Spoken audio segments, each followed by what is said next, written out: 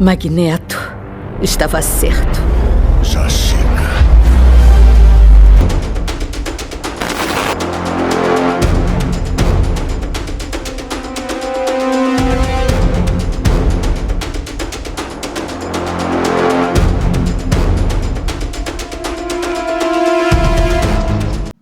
Oi, eu sou o Murilo e você está assistindo ao The Geek. Galera, sejam bem-vindos a mais um vídeo aqui no canal. E como vocês viram, neste vídeo de hoje a gente não teve nem a nossa tradicional introdução, porque a gente tem muita coisa para falar sobre essa primeira parte do último episódio de X-Men 97. Isso porque este último episódio vai ser dividido em 3 partes.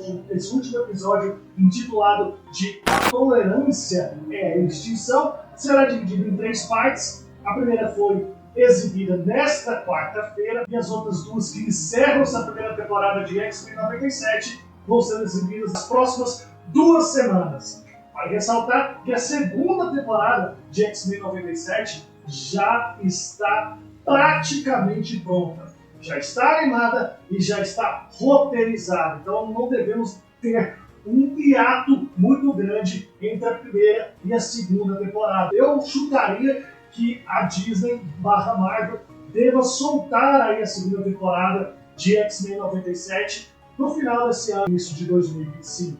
Mas esse primeiro episódio da reta final de X-Men 97, essa primeira parte, começa lá na Mansão Xavier com o Ciclope e a Jean ali conversando sobre o Cable, né? O Ciclope com muita dificuldade em ter ali a sua posição de pai, já que ele não teve esse afeto de cuidar do Nathan, porque o Nathan, devido ao vírus tecnológico que foi implementado nele pelo Sinistro, foi levado para o futuro e cresceu lá no futuro sem pai, sem mãe, né? E isso traz aí um certo distanciamento do Nathan para com o Ciclope, né? A Jean até pergunta, né? Você já conseguiu conversar com ele?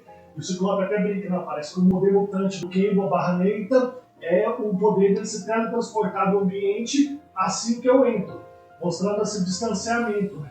E a gente descobre também que o Cable e o Bishop não se encontraram no futuro. O que aconteceu? Quando o Bishop pegou o Nathan para levar para o futuro, ele acabou sendo desviado da rota temporal. Ele acaba sendo jogado para uma outra linha do tempo durante essa viagem para o futuro. E o Nathan, bebê, vai aparecer lá no futuro sozinho, sem o Bishop. Então ele cresceu ali o tempo todo como um guerreiro, enquanto o Bishop está aparentemente perdido no multiverso. A gente tem um corte de cena e vemos ali o Cable falando para os X-Men tudo o que aconteceu no futuro dele e o porquê ele voltou para ajudar os X-Men não só na batalha lá em Genosha, mas também no último episódio em que temos a revelação das primeiras Super Sentinelas. O Cable fala que o plano do Baixo acabou gerando uma guerra revolucionária que durou cerca de 300 anos e levou os seres humanos a um estado de utopia, em que os mutantes ou foram completamente dizimados, aqueles que sobreviveram se tornaram escravos da humanidade. Baixa transformou ali todos os seres humanos praticamente em super sentinelas e fizeram com que isso fosse responsável por praticamente extinguir a raça mutante, transformando quem sobreviveu ali em escravos. E ele também fala da evolução genética do Basher, que o Basher era descendente do Mold Mestre, né? O Mold Mestre, que já foi derrotado ali pelos X-Men na animação clássica, se tornou o Nimrod do futuro e, devido a isso, veio o Basher, como se o Basher fosse o descendente genético dele. Mas até uma comparação com o que acontece com os macacos, os neandertais e os homo sapiens, mostrando como foi a evolução aí dos seres humanos. E aqui ele faz essa mesma comparação, mas de acordo com a evolução do Basher, né? Pegando o Mold Mestre, o Nimrod e agora o Basher. Isso é bastante interessante. O Wolverine até pergunta para ele como isso tudo aconteceu e o Cable fala que a tragédia em Genosha foi o estopim para que o Bastian conseguisse apoio suficiente de governos e de várias outras pessoas, inclusive de vilões, que a gente vai falar disso um pouco mais à frente nesse vídeo, para realizar o seu plano da construção das Super Sentinelas. E o Wolverine até brinca, por que você não impediu Genosha, né? Questiona lá o Cable. E o Cable fala que ele tentou voltar várias vezes para impedir o evento de Genosha, mas que sempre que ele voltava, ele era puxado de volta para a linha do tempo dele. Isso é dito pelo Fera que se trata de um evento canônico, imutável, ou seja, em todos os universos do multiverso, Genosha tem que acontecer. O atentado a Genosha vai ocorrer de uma forma ou de outra, sendo orquestrada pela Cassandra Nova, como foi nos quadrinhos, ou sendo orquestrada pelo Bastian e pelo Sinistro, como aconteceu aqui em X-Men 97. É um evento canônico. Como a gente viu, por exemplo, lá em Homem-Aranha através do Aranha-Verso, sempre existem eventos canônicos na vida dos Homens-Aranhas. Por exemplo, o Homem-Aranha do Andrew Garfield perdeu a Gwen Stacy dele. Então, essa versão do Homem-Aranha, sempre que tiver a Gwen Stacy, vai perder a Gwen Stacy. A versão do Homem-Aranha do Peter Parker lá do Tom Maguire sempre vai ter a morte do T-Ben. A versão do Homem-Aranha do Tom Holland sempre vai ter a morte da Tia May. Então, não importa em que lado do multiverso eles estejam, isso é um efeito canônico, o que ocorre aqui em Genosha, garantindo assim que futuramente, quando a Marvel enfim adaptar a sua própria versão dos X-Men para a linha principal do MCU, se tivermos Genosha, eventualmente ela chegará a ser destruída por um evento cataclisma comandado ou pela Cassandra Nova ou por qualquer outro vilão que seja. A gente tem uma discussão ali entre o Ciclope e o próprio Cable de como eles poderiam parar o Bastian, e os dois já começam a enfrentar, só que a Jean separa, para a briga, e aí a gente tem a notícia na televisão de que foi interceptada uma transmissão via satélite de um outro planeta da dinastia Kree, mostrando que o professor Xavier estava vivo e falando ali que provavelmente os X-Men mentiram para usar isso para fazer com que os seres humanos tivessem pena todos os mutantes e assim forçassem uma paz, uma tolerância. Isso faz parte do plano do Bastian, obviamente, de colocar a opinião pública, de colocar os seres humanos contra os mutantes, principalmente contra os X-Men, mas o que mais me interessa nessa parte é o fato de que os X-Men sabiam disso, sabiam que o professor estava vivo. A gente tinha teorizado que a volta do professor Xavier para a Terra poderia ser algo ruim para os X-Men, principalmente para o Ciclope, que poderia se sentir revoltado pelo fato do professor Xavier ter supostamente abandonado eles ao Deus dará. Mas não, a gente fica sabendo que todos os X-Men sabiam que o professor Xavier estava vivo. Então, essa teoria de que o Ciclope poderia se revoltar com o Xavier, eu acho que vai por água abaixo, pelo menos no quesito de o Xavier ter abandonado os X-Men, já que os X-Men sabiam que o Xavier continuava vivo lá no Império Shi'ar. A gente tem uma conversa bem interessante, a gente vê ali o Modoc e a Jean na enfermaria da Mansão Xavier ali, onde está a vampira, desde o último episódio está inconsciente, devido ao ataque da Super Sentinela, deu um rajão na cara dela no último episódio e ela está apagada, provavelmente ali, meio que em coma.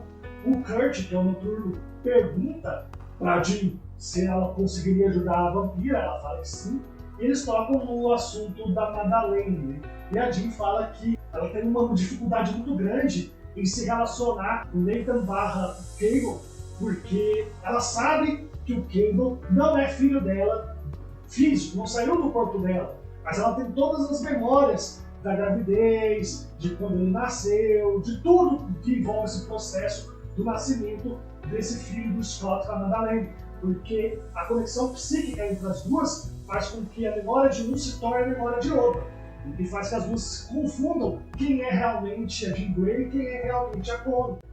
E aí temos um discurso bem interessante do Kurt falando que não importa o sangue, família é uma escolha. Ele até revela que a mística é uma dele, mas que ele repudia a mística porque a mística é uma pessoa extremamente ruim. E que a vampira cuidou dele e o afeto de um para com o outro, e tratar um para com o outro como irmãos, fez com que a família de um e do outro se tornasse eles dois, fez com que eles se tornassem realmente irmãos. Que o sangue é sangue, mas família é uma escolha. Então, por isso, a Jean acaba aceitando ali a sua missão de mãe para com relação ao Cable. A gente tem um corte de cena, a gente está na base lá do baixo e a gente vê que o Sinistro está trabalhando ali com o Bastion. E nesse momento chega a Doutora Cooper, que foi aquela que estava lá em Genosha como representante da ONU, na reunião de governo de Genosha, para decidir quem ia ser o governador de Genosha. Então ela estava ali representando a ONU, já que, teoricamente, Genosha estaria entrando ali para o conselho da ONU como uma nação realmente existente. E aí, ela compara o Sinistro com o Dr. Mendele. O Dr. Mendele, para quem não sabe, é uma figura histórica que foi responsável durante a Segunda Guerra Mundial por trabalhar para os nazistas a realizar experimentos genéticos com os judeus nos campos de concentração. E isso aqui é uma semelhança que X-Men 97 faz com o próprio Sinistro. Ele está fazendo exatamente experimentos genéticos com mutantes, no caso, com o Magneto. A gente não sabe bem o que ele está fazendo com o Magneto, não nos foi revelado, mas a gente sabe que o vírus tecnológico que infectou o Nathan foi levado lá para o futuro por causa disso. Foi o Dr. Sinistro que fez a Mano do Apocalipse. Então a gente sabe que ele tem esse lado do Dr. Mendele, é uma verossimilhança, é uma adaptação, uma referência a esse personagem histórico tão ruim para a humanidade como foi esse agente aí dos nazistas. Ela se encontrando ali com o Magneto, a Doutora Cooper, e ela fala que ela não tinha noção do que ia acontecer lá em Genosha. E pede até desculpa pro Magneto, o Magneto fica calado, ela, por favor, fala comigo, o Magneto é calado.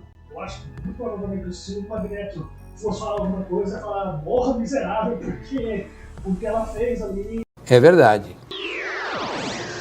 Após isso, a gente vê que o Cable conseguiu achar ali uma planta, devido a um espião do futuro que passou para ele, onde provavelmente é a fábrica das super sentinelas feitas pelo Bastion. Então a família Summers resolve ir lá nessa suposta base onde o Bastion está produzindo as super sentinelas. Só que chegando lá é a cidade natal do Bastion, e onde supostamente era essa base de construção, essa fábrica, é na verdade a casa onde o Bastion nasceu. Eles conhecem a mãe do Bastion e usam os seus poderes psíquicos para ter um pouco mais de conhecimento, de informações sobre o passado do Bastion. Ao tocar ali em objetos do seu quarto, ela consegue acessar as memórias que aqueles objetos trazem sobre a vida do Bastion. A gente descobre que o Bastion, na verdade, ele é um descendente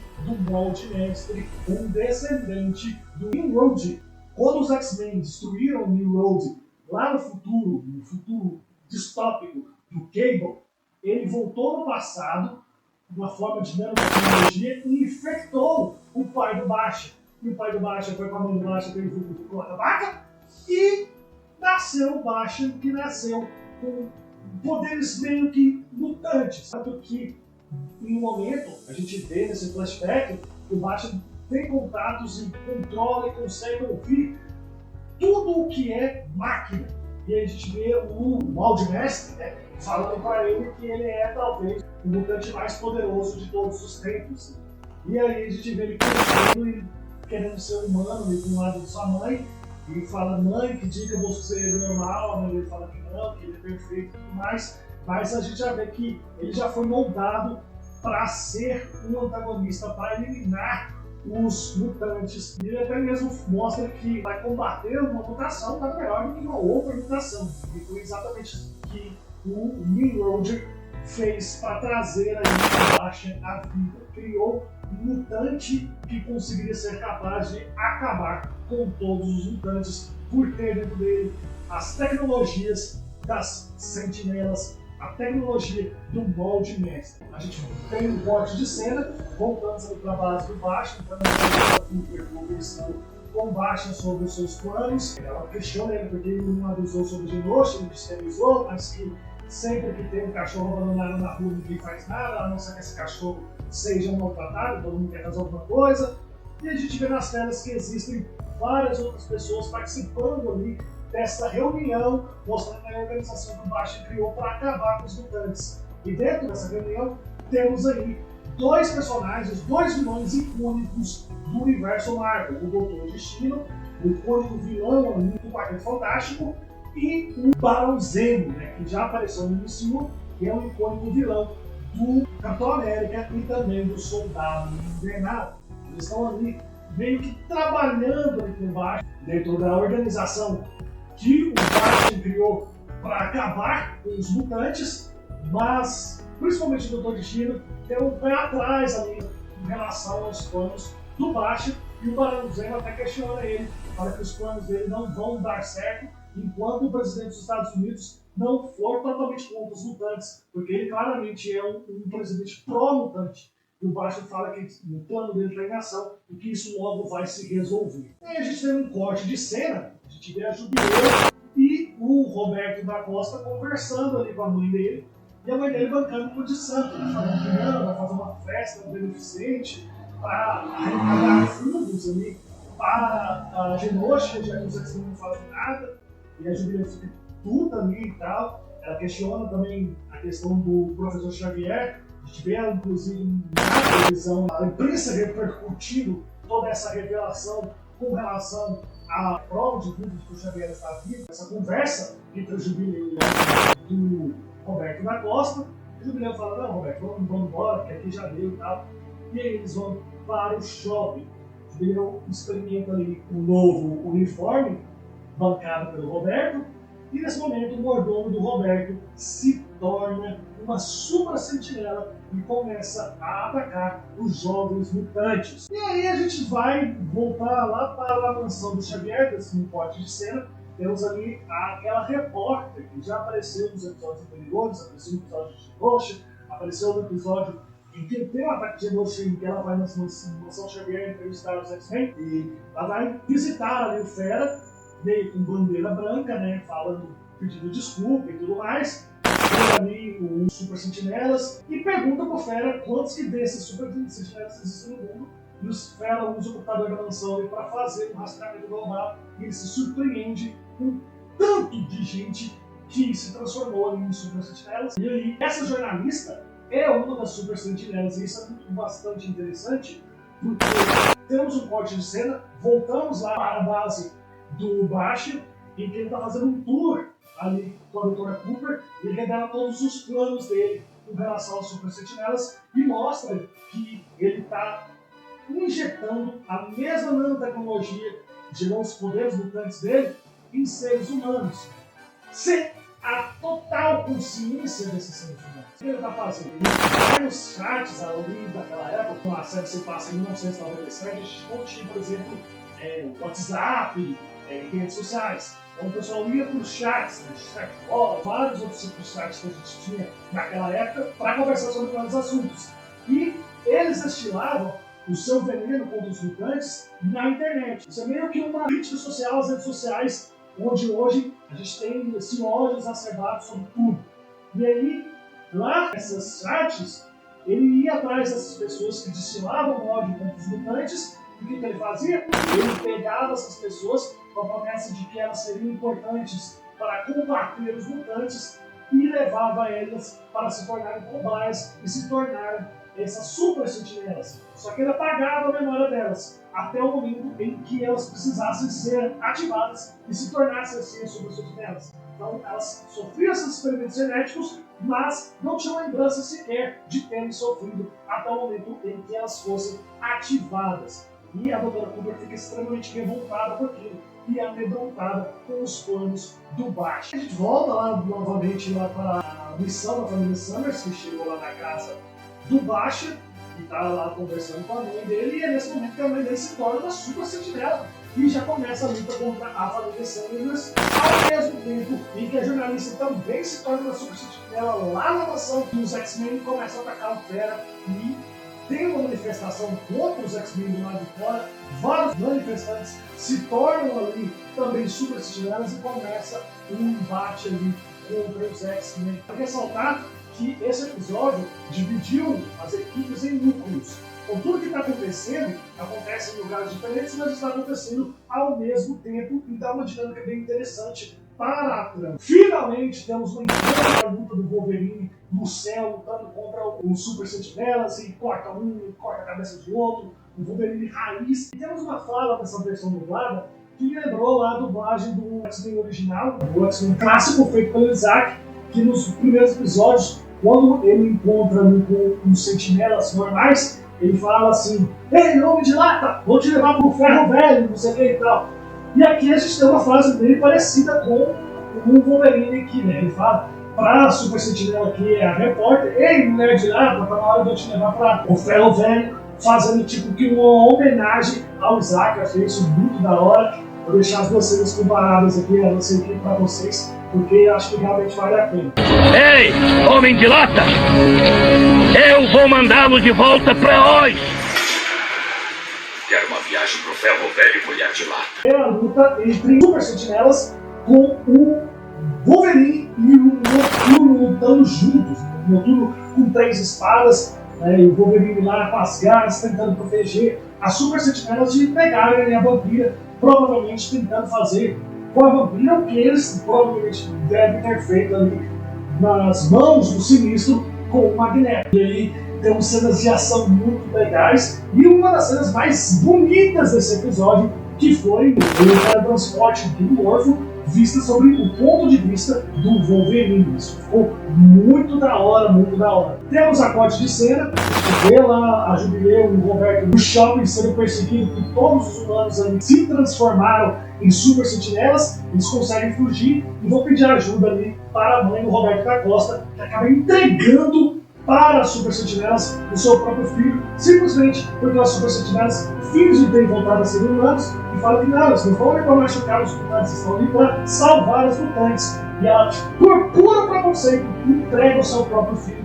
Uma cena bem realista, mas realmente muito dura, uma crítica social muito pesada, que eu achei muito X-Men. Porque é isso que X-Men traz, essa crítica social, esse tapa na cara, é muito X-Men. E essa cena retrata o core, a essência do que é os X-Men. Um corte de cena, o Flash chegando na nação de Xavier, que está completamente destruída. Ele é informado pelo Sinistro que a Dra. Cooper conseguiu soltar o Magneto.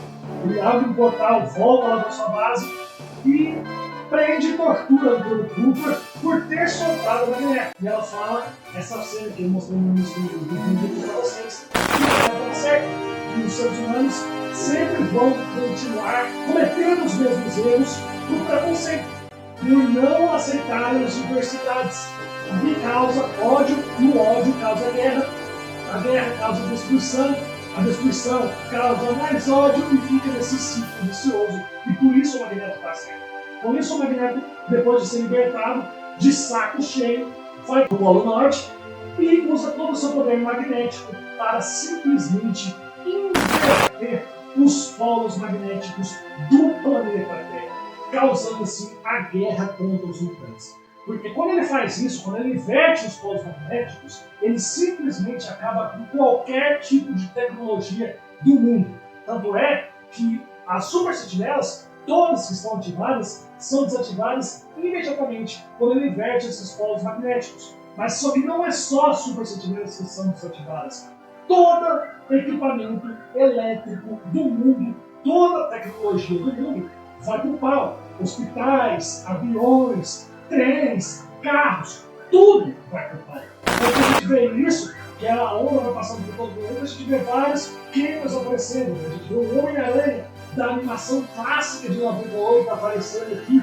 A gente vê também o Samurai de Prata, o icônico vilão do Wolverine, outro icônico vilão do Wolverine, que é o Homem-Aranha, também aparecendo no Fala Preso, a mãozinha, aí acaba toda a energia ali, provavelmente ele deve se libertar do seu cativeiro. Então mostra que isso é uma declaração total de guerra do Magneto à humanidade, que vai ser entendida pela humanidade como uma declaração de guerra dos mutantes contra os humanos. Embora quem tenha iniciado essa guerra tenha sido os humanos, vai inverter, porque isso foi de evento global. Talvez o que aconteceu ali na cabeça dos seres humanos tenha sido algo um pouco restrito, só se restringe a Genosha.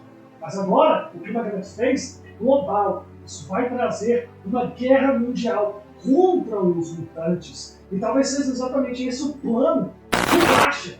Baixa muito provavelmente sabia das emoções da Cooper e sabia que ela ia soltar o Magneto. Tudo o que ele fez ali, Genosha, os Super Sentinelas, sabendo de tudo o que o Magneto já tinha sofrido, os pensamentos do Magneto com relação aos seres humanos, ele faz isso tudo para levar o Magneto ao extremo, para fazer com que o Magneto tome a atitude que ele tomou, para fazer com que assim os humanos se revoltem contra os mutantes, obrigando, e a gente volta lá na parte da reunião que ele teve com os vilões, ao presidente dos Estados Unidos, que é pró-mutante, se tornar anti-mutante e assim declarar guerra contra os mutantes. Isso pode ter sido um plano do Baixa, e eu acredito que até mesmo foi ele ter dentro de si tecnologia futurista e provavelmente conseguirem prever algumas coisas do futuro. Então isso talvez faça parte dos planos dele. Voltamos aí para a Mansão Xavier na última cena do episódio. Vemos ali